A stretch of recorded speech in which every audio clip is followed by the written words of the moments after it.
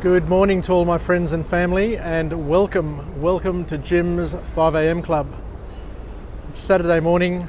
I'm here in the city, down here by the rocks, and as you can see, all the tables and umbrellas are out, ready, waiting for everybody to come down and enjoy this weekend.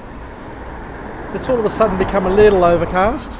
It was nicer a little earlier with a blue sky everywhere, but some cloud has rolled in, but it is mild and there's hardly any wind, so it is quite pleasant in the city.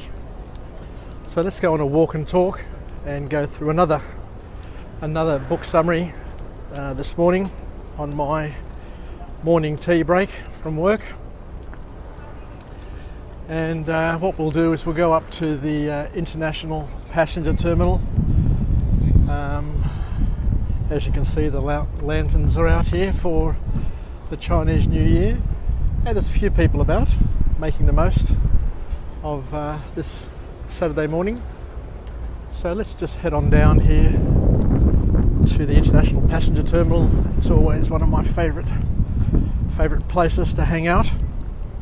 And the book that I'll be covering this morning is entitled "The Freaks Shall Inherit the Earth" by Chris Brogan. A wonderful book.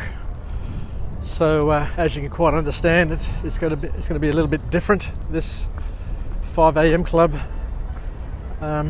today. But this book, once again, is all about challenging us to express our gifts, because each and every person has certain gifts. We've all got calling or callings, but this author is suggesting that what we need to do is identify what our gifts are, what our callings are, and to express them with every ounce of our being. And in order to get there, in order to do it, what you don't do is surrender. You might retreat occasionally, but we never give up on expressing who we are and what our gifts are. So the author here talks about the fact that some people have the gift of just doing their thing, and they don't care if you like them or not.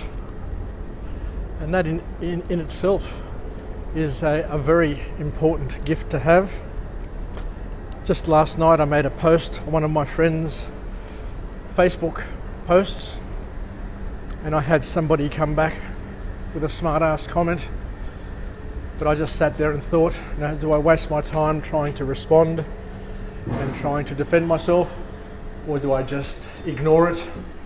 And of course I just thought, not even worth worrying about, because when you try and defend yourself, sometimes it's as if you're guilty, or you feel as if you need to defend yourself.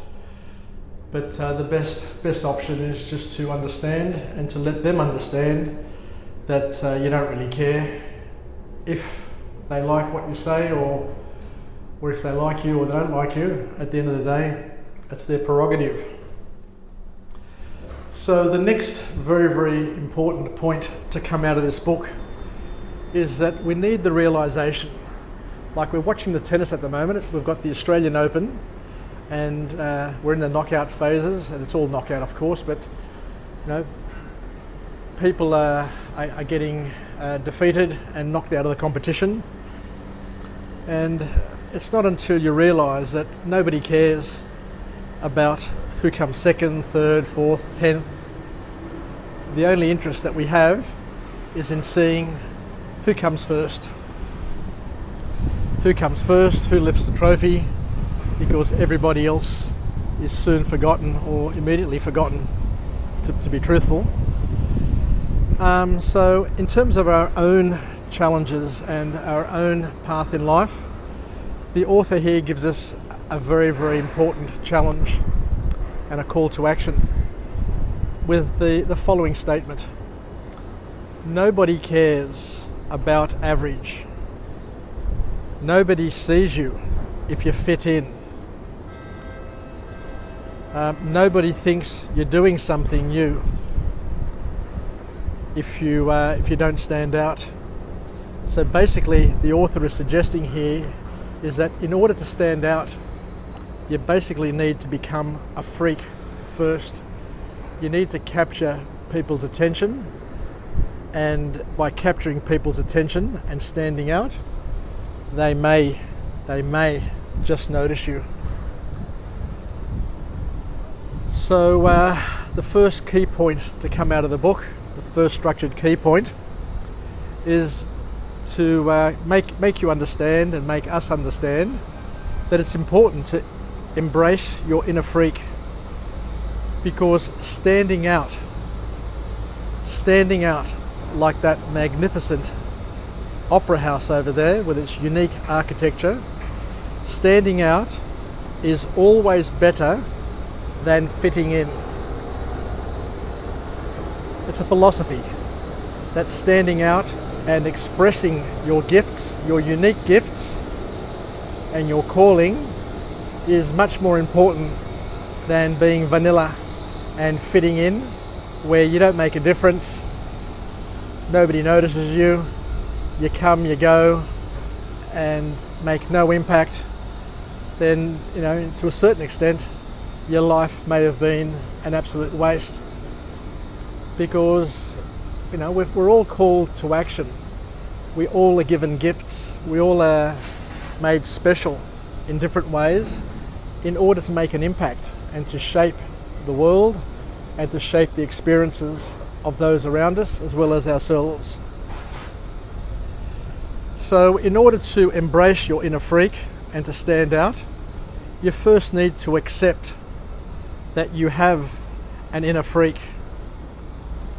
And if you don't like yourself with all your quirks and awkward traits, and we all have quirks and we all have awkward traits, and if you don't like yourself with those awkwardness or those awkward traits and quirks, then how do you expect anybody else to want to accept you and to love you and to like you and to want to hang out with you? So the bottom line is that we need to identify and accept our quirks and traits, and then to embrace them, to accept them and to learn to love them, so that others feel the glow that we feel about ourselves. I'll just go round the top over here and just get another view of this beautiful harbour. So a freak, from definition, is someone who acts and behaves differently, but it's also important to refuse to fit in, to refuse to give up your strawberry, your chocolate, your tutti frutti, all of those flavours that you were born with and given as a gift, to become plain old vanilla. It's a powerful analogy, a powerful metaphor. So let's move on and discuss the second point that come out of this book. So the author then talks about when you can overcome your personal problems, you can also overcome your business problems as well. So once again, it's another call to action to make us man up and to understand that everybody has problems. People have personal problems, businesses have business problems, society have societal problems.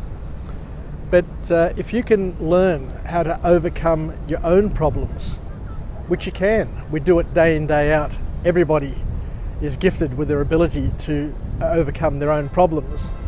Then dealing with a business problem or other problems, relationship problems, all those other things are just an extension of that problem-solving capability that we all have. We've all been given this ability to solve problems. So no matter what happens to you, you will be able to handle it, is the key message. You can deal with anything and everything that comes your way.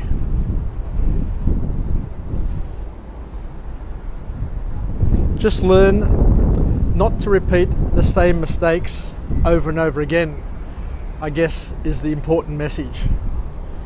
And it's always tricky. You know, there are lots of people that we know, including ourselves, which seem to keep on falling into the same old bad habits and getting the same old outcomes time and time again. And that lesson, that important lesson that we need to learn is a difficult one. So wherever possible, let's try and grow and develop and learn from our mistakes and learn not to repeat the same mistakes over and over again. But we also need to understand that it's okay to quit. Quitting is also a strategy. Quitting is also a strategy if it's something that stops you from doing the things that are not serving you. So you can quit for the right reason, but you need it to be the right reason. It needs to be strategic. So you're not quitting good habits, you're not quitting the good things, the good relationships that you have in your life, but you're quitting the things which for some reason are no longer serving you. So the last point of this book is all about how we use media around us to build up content, community and a marketplace. It's important for each and every one of us to get our stories out. And I've taken that message on board a year ago with my gym's 5 a.m. clubs, where every single day I'll pump out 4 or 5 stories where I take the opportunity to use the tools that I've got available to me, the connections that I've got available, to reach out and make contact, to share ideas and experiences with my friends and family and people who I don't even know. So the bottom line, the last point from this wonderful book, is the invitation for each and every person to stand up, stand out and make a difference where you can by embracing your quirks, your differences and your awkward traits. Embrace them and celebrate them where you can, because as we say time and time again, God made us different, not so that we could be different from each other and against each other, but to be different for each other, to be able to leverage those differences and create love, to create opportunity and to create an environment of cooperation where we work together to achieve the benefits that help each and every one of us get through the day and get through our lives. So let's finish off with a positive affirmation from this wonderful vantage point here at Circular Quay.